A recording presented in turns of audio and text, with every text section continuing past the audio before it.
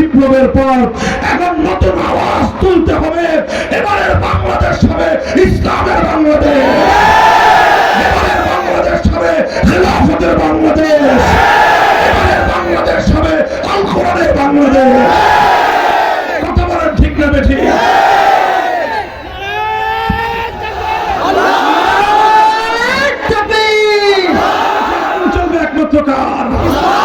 সংবিধান হবে আল কোরআন।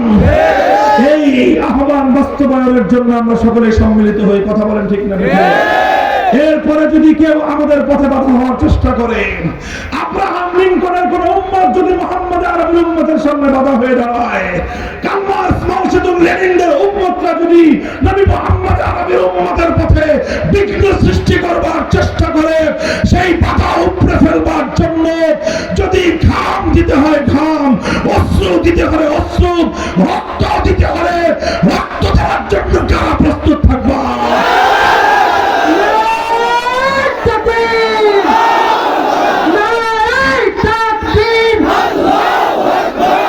ইসলামের শত্রুরা হুঁশিয়ার সাবধান,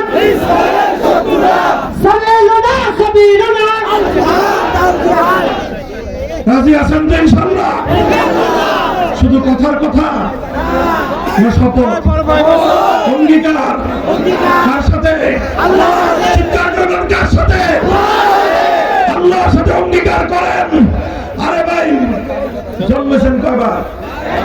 জন্মেছেন কয়বার? মরবেন কয়বার?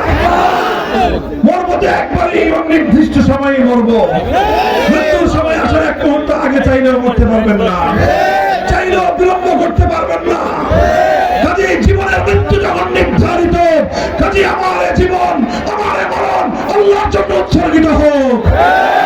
আসুন হাতে হাত রাখি, টেকনাফ থেকে তেতুলিয়ায় ফ্যাসিবাদের মোকাবেলায় আবু সাঈদরা যদি 2000 তাজা প্রাণ রক্ত ঢেলে দিয়ে ফ্যাসিবাদ মুক্ত করতে পারে বাংলাদেশকে, আল কোরআনের সমাজ গড়বার জন্য যদি প্রয়োজন হয় 2 লক্ষ নয় 2 কোটি যুবক সেক্ষেত্রে শহীদি ঈদগাহে জমায়েত হয়ে শাহাদাতের রক্ত দিয়ে মাতৃভূমির মাটিকে পবিত্র করবার জন্য কারা প্রস্তুত আছো? হাত তুলে আল্লাহকে দেখো।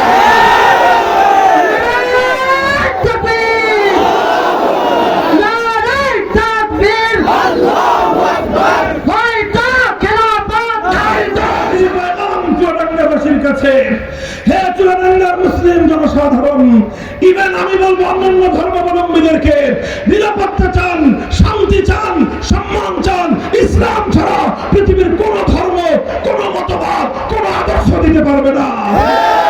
আসুন সকলে মিলে সোচ্চার হই, এক দাবিতে সোচ্চার হই।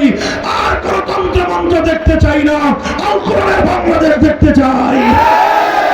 আমরা বর্তমান অন্তর্বর্তীকালীন সরকারকে বলি, 5ই আগস্টের বিপ্লবের সিম্বলটা বুঝবার চেষ্টা করেন, আগে থেকে বুঝবার চেষ্টা করেন যে তুফান আসতেছে, সেই তুফানটার আগাম গতিবেগ বুঝবার চেষ্টা করেন।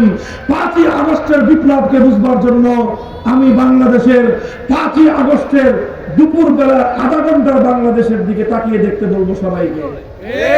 স্বৈরাচারী ভারতের সেবাদাসী, ভারতের কৃতদাসী, বাংলাদেশ বিরোধী ভারতের কৃতদাসী ফ্যাসিবাদী সরকার যখন পালিয়ে গেল, আর এই সংবাদ যখন বাংলাদেশে ছড়িয়ে পড়লো, টেকনাফ থেকে তেতুলিয়ায় কোন নেতাকে ডাক দিতে হয় নাই, কোন আলেমকে গাইডলাইন দিতে হয় নাই, কাউকে কিছু বলে দিতে হয় নাই। বিপ্লবীরা যে কাজটা করেছে সেটা হলো টেকনাফ থেকে তেতুলিয়া মুসলমানদের পবিত্র ভূমিতে জাতীয় স্থাপনায় ভাস্কর্য নামে যত মূর্তি ছিল সব মূর্তি ভেঙে গুড়িয়ে দিয়েছে।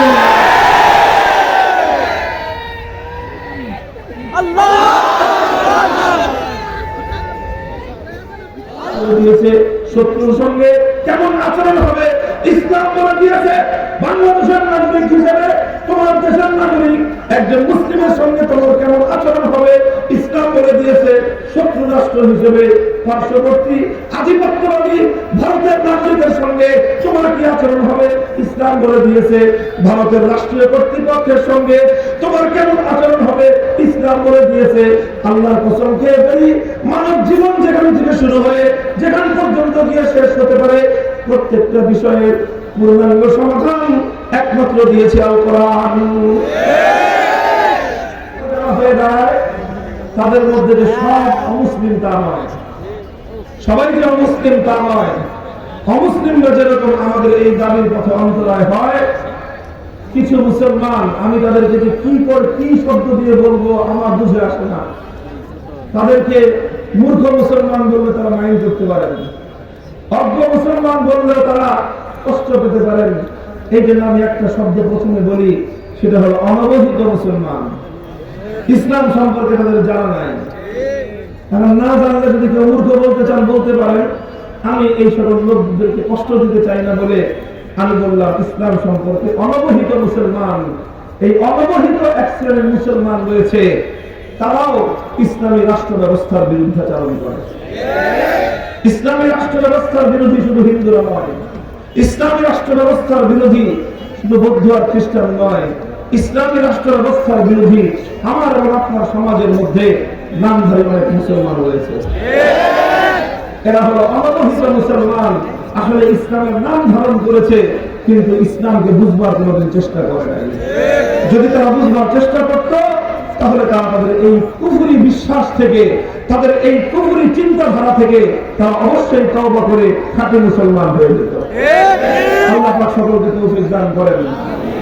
মুহতারাম হাজিরিন, এখানে সঙ্গত কারণেই আমরা কেন ইসলামী রাষ্ট্র চাই, আমরা কেন রাষ্ট্র ব্যবস্থা ইসলামকে প্রতিষ্ঠা করতে চাই, সেই কথা আমাদেরকে অন্তত অমুসলিমদের সামনে যুক্তির নিরিখে প্রমাণ করার দরকার আছে, যাতে একজন হিন্দু, একজন বৌদ্ধ, একজন খ্রিস্টান সেও উপলব্ধি করতে পারে যে না, ইসলামী রাষ্ট্র প্রতিষ্ঠা হওয়া প্রয়োজন, তাহলে আমরা ভালো থাকতে পারবো। আর ওই মূর্খ মার্কা অনবহিত মুসলমানদের কথা কি বলবো। আরে বেটা, তুমি তো মুসলমান, তোমার তো জানা ফরজ, তোমার তো জানা বহু আগে দরকার ছিল, তুমি সেটা জানো না। তুমি আব্রাহাম লিঙ্কনের মতবাদ নিয়ে তুমি লাফালাফি করো, তুমি ইসলাম সম্পর্কে জানার চেষ্টা করো না।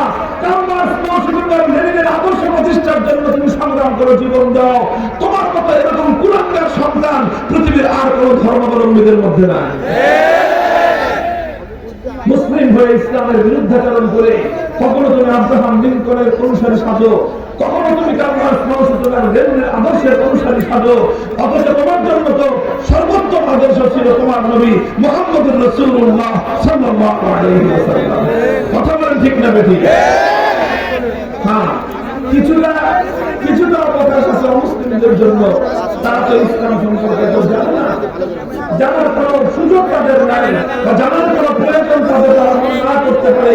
এই জন্য তারা ইসলামী রাষ্ট্র ব্যবস্থার বিষয়ে তাদের মধ্যে কনফিউশন থাকতে পারে, তাদের মধ্যে দ্বিধাদ্বন্দ্ব থাকতে পারে, কিন্তু কোন মুসলমানের মধ্যে এই ব্যাপারে দ্বিধাদ্বন্দ্ব থাকতে পারে না। যদি কোন মুসলমানের হৃদয়ে এই ব্যাপারে, তার অন্তরে যদি এই ব্যাপারে বিন্দুমাত্র দ্বিধাদ্বন্দ্ব থাকে, এটা তার মূর্খতা, এটা তার অজ্ঞতা, এটা তার চরম গোমরাহি। এই জন্য আমি আলোচনা করবো প্রধানত এই যে অন্যান্য ধর্মাবলম্বী যারা আছেন, আমাদের হিন্দু ভাইরা, খ্রিস্টান ভাইরা, বৌদ্ধ ভাইরা, যাদেরকে নিয়ে আমরা একটা দেশে একটা সমাজে বসবাস করি, আমরা যখন ইসলামী রাষ্ট্র প্রতিষ্ঠার দাবি তুলি, আমরা যখন জোর গলায় ইসলামী রাষ্ট্র প্রতিষ্ঠার জন্য আল্লাহর রাস্তায় জিহাদের ঘোষণা দিতে চাই, তখন তাদের অন্তরের মধ্যে একটা দ্বিধাদ্বন্দ্ব তৈরি হতে পারে ইসলাম সম্পর্কে না জানা থাকার কারণে। এই জন্য আমরা আমাদের দায়িত্ব এবং কর্তব্য মনে করি সেই সকল অমুসলিমদের সেই কনফিউশন গুলো, সেই দ্বিধাদ্বন্দ্ব গুলো দূর করে দেওয়া, যেন হিন্দু, বৌদ্ধ, খ্রিস্টানরাও আগামী দিনে দাবি করে যে আমাদের শান্তির জন্য, আমাদের নিরাপত্তার জন্য ইসলামী রাষ্ট্র ব্যবস্থা প্রয়োজন।